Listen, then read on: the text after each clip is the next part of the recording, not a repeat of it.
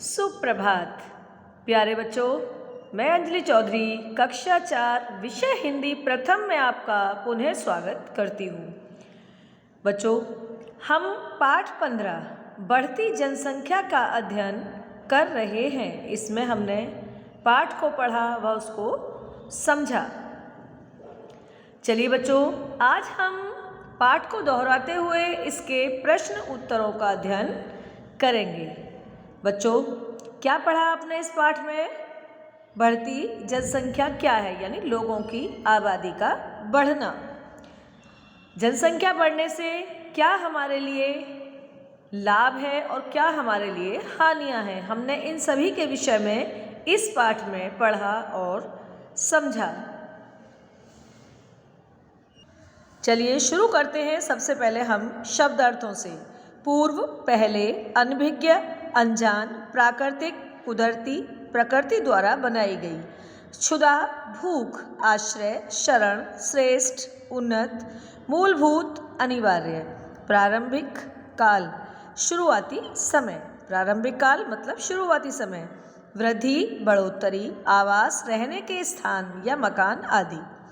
परिश्रम, मेहनत, व्याधियाँ, बीमारियाँ आदि। हितार्थ, भलाई के लिए, अर्जन, कमाना, अपेक्षित, जरूरी, अंकुश, नियंत्रण या रोक। सही विकल्प के सामने सही का चिन्ह लगाइए। प्रारंभिक काल में आदि मानव पैदावार और फलों पर गुजारा करते थे। कैसे? प्राकृतिक यानी कुदरती, अपने आप पैदा होने वाली फलों पर और पैदावार पर गुजारा करते थे। तो हमने यहाँ पर क्या लिखा? प्राकृतिक। प्रारंभिक काल में मनुष्य को भय लगा रहता था। किसका? जंगली जानवरों का। आबादी बढ़ने के कारण है क्या है? कठिनाइयाँ पैदा होती हैं। किसके कारण? आबादी बढ़ने के कारण। वर्तमान समय में हमारी जनसंख्या कितनी है? 126 करोड़, यानी हमारी जनसंख्या काफ़ी बढ़ गई है, जिससे हमें कठिनाइयों का सामना करना पड़ रहा है। जैसे आपने सुना होगा कि भाई बेरोजगार, जब जनसंख्या ज़्यादा बढ़ जाएगी तो बेरोजगारी भी बढ़ेगी, हमारे संसाधनों में कमी आएगी। उपयुक्त शब्द चुनकर रिक्त स्थान भरिए। प्रारंभिक काल में लोग से हथियारों का काम लेते थे। किससे? हड्डियों से। शनै शनै आबादी में होती गई, क्या होती गई? वृद्धि। सुविधाएं जुटाने के लिए मनुष्य को परिश्रम करना पड़ा। अधिक, जब हमें सुविधाएं ज़्यादा चाहिए तो हमें परिश्रम यानी मेहनत भी अधिक करनी पड़ेगी, तो अधिक परिश्रम करना पड़ा। बढ़ती आबादी के लिए संसाधन भी जुटाने होते हैं। सही कथन पर सही और गलत पर गलत का चिन्ह लगाइए। प्रारंभिक काल में मनुष्य की आवश्यकताएं सीमित थी। सही। निरंतर जनसंख्या वृद्धि से देश के विकास के लिए, निरंतर जनसंख्या वृद्धि देश के विकास के लिए अत्यावश्यक है। नहीं, गलत है, हानिकारक, यानी तो हमने क्या किया? गलत। संसाधन वृद्धि से देश, जनसंख्या वृद्धि से देश के संसाधन कम पड़ जाते हैं, तो सही। ईश्वर ने मनुष्य को अन्य प्राणियों से श्रेष्ठ बनाया है। सही। रेखा खींचकर परस्पर संबंध वाक्यांशों का सुमेल कीजिए।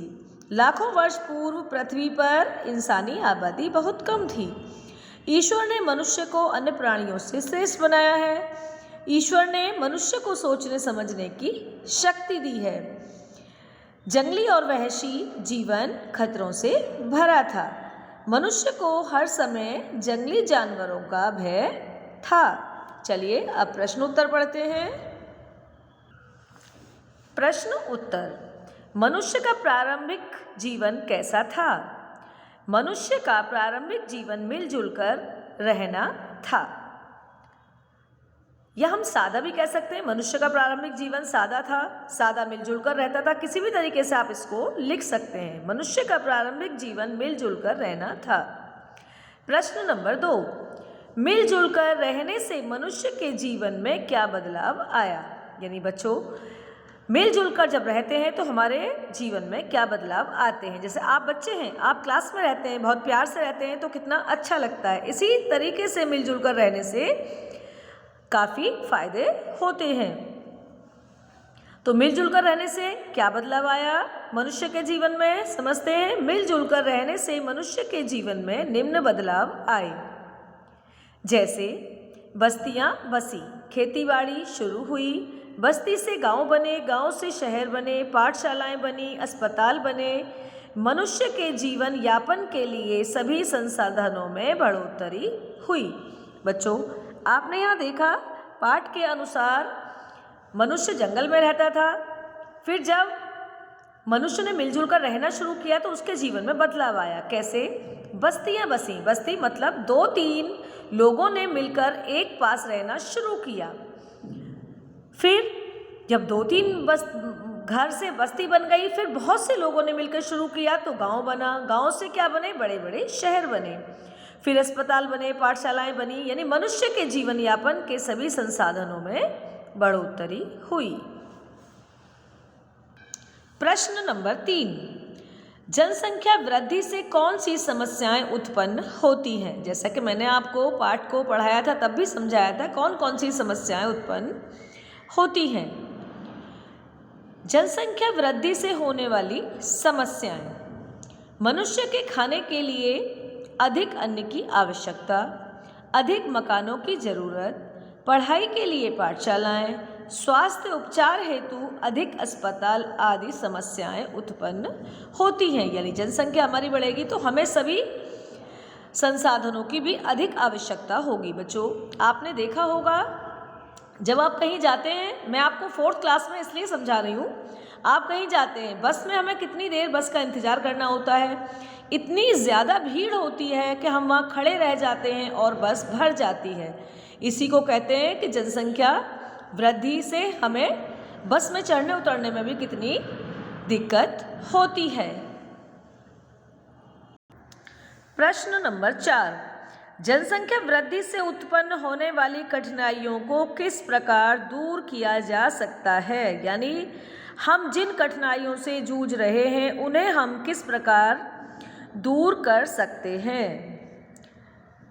चलिए समझते हैं। जनसंख्या वृद्धि से होने वाली कठिनाइयों को दूर करने के लिए सभी देशवासियों को प्रयास करना चाहिए। बच्चों, जनसंख्या वृद्धि से जो ये परेशानियां, कठिनाइयां उत्पन्न हो रही हैं, इनसे हम सभी देशवासियों को एक साथ मिलकर प्रयास करना चाहिए। सभी लोगों द्वारा परिश्रम किया जाए, यानी सभी के द्वारा मेहनत की जाए, कोई भी खाली न बैठे।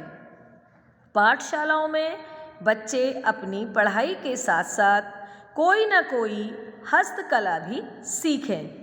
बच्चों, यानी हम सभी मिलकर मेहनत करेंगे तभी कठिनाइयों को दूर कर सकते हैं। हमें किसी को भी खाली नहीं बैठना चाहिए। पाठशालाओं में मतलब विद्यालयों में बच्चों की पढ़ाई के साथ साथ कोई भी हस्तकला भी सीखें। हस्तकला मतलब हाथ के द्वारा किया गया कार्य, ताकि शिक्षा से निवृत्त होते ही वह अपनी आजीविका अर्जन करे। यानी बच्चा जब विद्यालय में पढ़ता है उसके साथ साथ ही यदि वह कोई भी कार्य हस्तकला का सीखता है, यानी अपने द्वारा किया गया, जैसे अपने हाथ के द्वारा कार्य, जैसे चारपाई बनाने वाला होता है और ये लकड़ी का काम करने वाले होते हैं, बहुत से कार्य ऐसे होते हैं बच्चों जो हाथ से किए जाते हैं।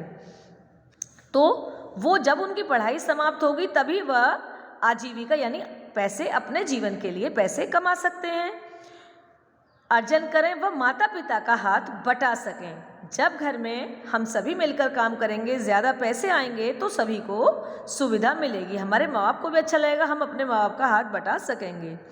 इस प्रकार कठिनाइयों को दूर किया जा सकता है। सभी बच्चे, अब आपका ये अध्याय पूर्ण हो चुका है, इसको याद करेंगे व समझेंगे। धन्यवाद।